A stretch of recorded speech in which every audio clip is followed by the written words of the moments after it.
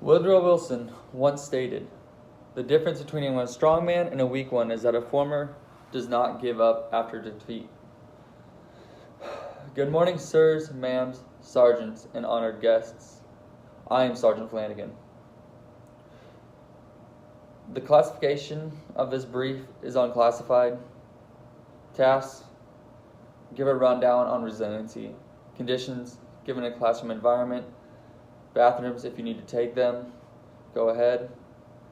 Standards: that by the end of my brief, you will understand what resiliency is and how to develop it in your squad.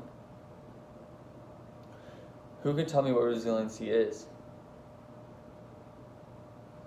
Alright, well today I will be covering how developing resiliency in the squad is the key factor into having a strong squad, capable of completing any mission in the face of adversity. I will cover how critical thinking, self-courage, and strong mental fortitude are what we needed to build resiliency in the squad. Okay, let's begin. How do you define critical thinking? According to the Stanford Encyclopedia, critical thinking is defined as a person engaging in the thinking, trying to fulfill standards of adequacy and accuracy appropriate to the thinking. Let that sink in. Through critical thinking, squads can make split-second decisions, which is necessary to stay alive. In my job, we are required to place explosives while taking fire from the enemy.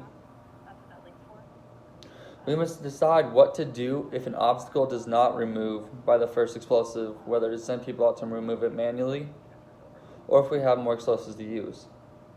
These critical thinking times means that life or death of my fellow soldiers in the accomplishment of the mission. Through having this ability, less soldiers will lose their lives due to poor decision making.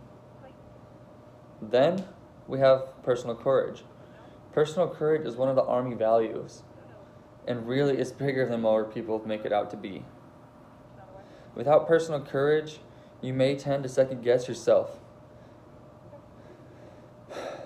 As stated before, split-second decision making can mean the matter of life and death. If you can't have your own personal courage to make those decisions and know that you're making the right one, you could take too long and someone could lose their life. To complete the mission, you must be able to take control of the situation and push forward into the next objective of the mission without giving any hesitation. I have to deal with this in my time all the time. With our training events, they kill off leaders all the time, and the soldiers have to take up the mission. It is crucial to have the courage to face whatever lies ahead of you and know what it means to make it through. Lastly, I will be talking about strong mental fortitude. They talk about this in Master Resiliency Training, MRT. It is so important that they make us have a brief on this so often so we may get the help needed if we cannot remember where to go. While trying to remove an obstacle in my job, which is made of razor-sharp wire, soldiers may have to run across the bodies of the dead comrades. The question is do you know what that is for strong mental fortitude? Within resiliency, is it resilient to run across the bodies and finish the objective, or is it more resilient to know that later on you may have to do it again? Is it imperative that we build strong mental fortitude within our soldiers today so that we may have them come back and not have to be out of the fight due to the lack of being able to handle what trauma they have faced? The military is not sunshine and rainbows like they like to say.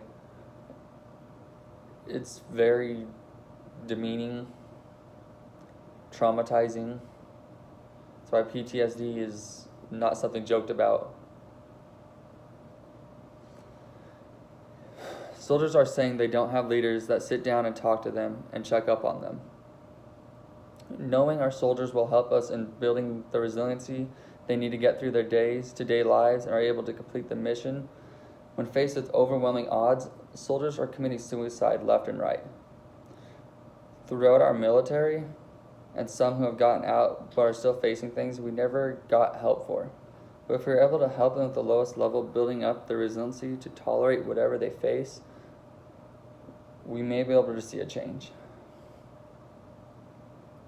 In conclusion, developing resiliency in your squad through critical thinking, personal courage, and strong mental fortitude